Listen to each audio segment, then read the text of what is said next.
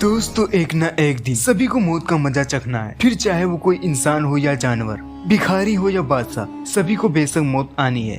दोस्तों आज के इस वीडियो में हम कुछ मुस्लिम हुक्मरानों की बात करेंगे जिनका नाम सुनते ही इनके दुश्मनों के पसीने छूट जाते थे, जिन्होंने अपने दौरे हुकूमत में एक बड़ी और ताकतवर सल्तनत के बादशाह थे। दोस्तों इस वीडियो में हम जानेंगे कि इनकी मौत आखिर कैसे हुई और आज इन बादशाहों की कब्र कहाँ और किस हालत में मौजूद है। तो दोस्तों वीडियो को भी थोड़ा सा स्किप मत कीजिए और पूरा देखना। दोस्तों सबसे पहले नाम आता है शहंशाह अबुल फतह जलालुद्दीन मोहम्मद अकबर का, जिसे आज दुनिया बादशाह अकबर के नाम से जानती है। ये हिंदुस्तान के मुगलिया सल्तनत के ताकतवर बादशाह थे और ये मुगलिया सल्तनत के तीसरे बादशाह थे। ये नसीरुद्दीन हुमायूं और मुगलिया सल्तनत के फाउंडर जहीरुद्दीन मोहम्मद बाबर के पोते थे। इनकी मुगलिया सल्तनत पूरे हिंदुस्तान में ही नहीं बल्कि पास पड़ोसी देशों तक भी फैली थी। अकबर सभी धर्मों का सम्मान करता था। उसने हिंदुओं पर लगने वाले जजिया कर को समाप्त कर दिया था। उसने हिंदू मुस्लिम के बंधुत्व को कायम रखने के लिए कई हिंदू राजकुमारियों से विवाह भी किया। अकबर हारे हुए राजा को मारता नहीं था और न ही उन्हें बंदी बनाता था दूसरे राजाओं की तरह जो बादशाह खुद को सरेंडर कर देते। अकबर उन्हें सम्मान पूर्वक उनका जीता हुआ सारा राज्य उन्हें वापस कर देता। दोस्तों भारतीय इतिहास में केवल 3 बादशाहों को महान का लक़ब दिया गया है, उनमें से एक बादशाह अकबर भी है। दोस्तों अगर अकबर की महानता के किस्से सुनाए जाएं तो ये वीडियो कभी खत्म ही नहीं होगी। लेकिन अब हम बात करते हैं कि इस बहादुर बादशाह की मौत कैसे हुई। बादशाह अकबर की मौत ना तो किसी जंग में हुई और न ही किसी दुश्मन के हाथों से हुई। कहा जाता है कि 1585 में उनके सबसे करीबी सहायक बीरबल की मौत हो गई।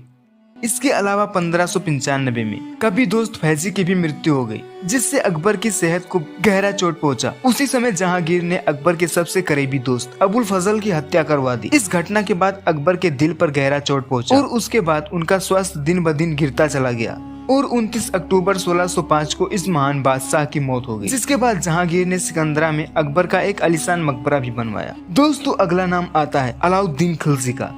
दोस्तों जब भी किसी अय्याश, क्रूर और जालिम बादशाह की बात की जाती है तो हमारे जहन में अलाउद्दीन खिलजी का नाम जरूर आता है। लेकिन दोस्तों अलाउद्दीन खिलजी बिल्कुल भी इसके उलट था। वह बहादुर होने के साथ साथ बड़ा ही चालाक था।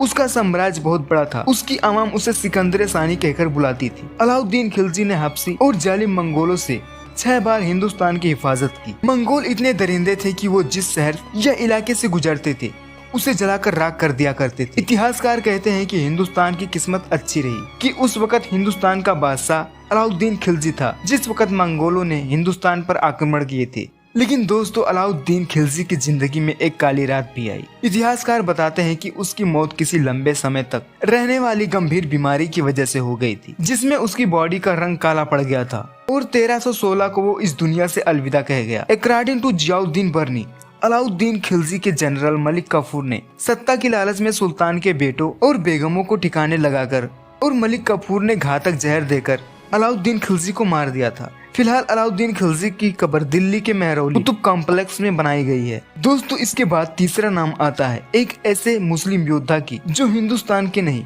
बल्कि वो तुर्की देश के इतिहास की शख्सियत है। इनका रिश्ता दुनिया की एक बड़ी सल्तनत से है जिसका नाम सल्तनत उस्मानिया है। जी हाँ दोस्तों हम बात कर रहे हैं इरतुगरुल बिन सुलेमान शाह की, जिन्हें बाद में गाजी की उपाधि मिली। ये तुर्की के काई कबीले के मुखिया सुलेमान शाह के बेटे थे। सुलेमान शाह मंगोलिया के आक्रमण से बचने के लिए मध्य एशिया से आकर अनातोलिया में आबाद हुए। इरतुगरुल गाजी का शुरुआती दौर बड़ा ही संघर्षों से भरा था। काई कबीला बंजरों की तरह इधर उधर भटकने वाला था। इतना ही नहीं, चारों तरफ दुश्मनों से घिरे होने की वजह से हर समय इन्हें सतर्क और चौकन्ना रहना पड़ता था। मंगोल इनके सबसे बड़े दुश्मन थे। इनके अलावा यहूदी, ईसाई और लोकल सुल्तानों के साथ कई बार संघर्ष करना पड़ता था। सल्तनत उस्मानिया की बुनियाद इरतुगरुल गाजी के बेटे उस्मान गाजी ने रखी थी, जिसे दुनिया की ताकतवर सल्तनतों में से एक माना जाता है। इरतुगरुल गाजी की शादी सेल्जुक सल्तनत की शहजादी हलीमा सुल्तान के साथ हुआ था। दोस्तों अगर इरतुगरुल गाजी की वफात की बात करें तो उनकी मौत ना तो किसी जंग में हुई और न ही किसी दुश्मन की साजिश के तहत हुई। उनकी मौत 90 साल की उम्र में नॉर्मल तरीके से मौत हुई थी। इरतुगरुल गाजी की वफात के बाद सोगुत शहर में उन्हें दफनाया गया। इनके बाद उस्मान गाजी ने सोगुत में ही इरतुगरुल गाजी के नाम पर एक बहुत बड़ी सुंदर मस्जिद और मकबरे की तामीर करवाई। ये इरतुगरुल गाजी की कब्र है और ये एक झंडा तुर्की देश का है और एक झंडा काई कबीले का है। ये उन सभी मुल्कों की मिट्टी है जिन्हें इर्तुगरुल गाजी ने अपने दौरे हुकूमत में फतेह किया था। दोस्तों चौथा और लास्ट पर्सनालिटी की बात करें तो वो टाइगर आर्म मैसूर टीपू सुल्तान है। दोस्तों वही टीपू सुल्तान जिसने अंग्रेजों से लड़ते लड़ते अपने वतन अपने मुल्क के खातिर शहीद हो गए। टीपू सुल्तान बहुत ही बहादुर योद्धा थे।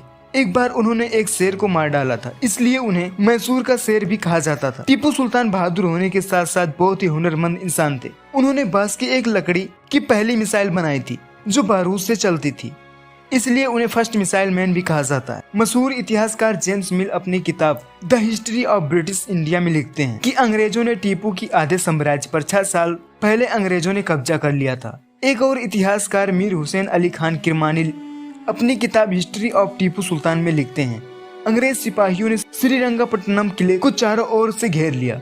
उस वक्त टीपू सुल्तान महल में खाना खा रहे थे और उनके धोखेबाज मीर सादिक ने महल में तैनात सिपाहियों को तनख्वाह देने के बहाने पीछे बुला लिया और अंग्रेजों ने धावा बोल दिया। टीपू ने अपनी तलवार से कई अंग्रेजों के सर तन से जुदा कर दिए। टीपू लड़ते लड़ते काफी घायल हो चुके थे। तभी टीपू सुल्तान के वफादार सैनिकों ने टीपू को भाग जाने को कहा। तब टीपू सुल्तान ने कहा, गीदड़ की 100 दिन की जिंदगी से बेहतर है कि शेर की एक दिन की जिंदगी की तरह जियो। जब टीपू सुल्तान किले के अंदरूनी किले की तरफ बढ़ रहे थे तभी एक गोली उनके सीने से आर पार हो गई और इस तरह 4 मई 1799 को टीपू सुल्तान शहीद हो गए। टीपू सुल्तान मैसूर से लगभग 15 किलोमीटर की दूरी पर श्रीरंगपट्टनम में एक सुंदर मकबरे में अपने वालिद हैदर अली और अपनी माँ फातिमा फखरुन्निसा के बगल में दफन है। दोस्तों अगर ये वीडियो आपको पसंद आई हो इस वीडियो को एक लाइक कर दें और अपने दोस्तों के साथ एक शेयर कर दीजिए और इसी तरह की हिस्टोरिकल वीडियोस पाने के लिए हमारे इस चैनल को एक सब्सक्राइब कर दीजिए।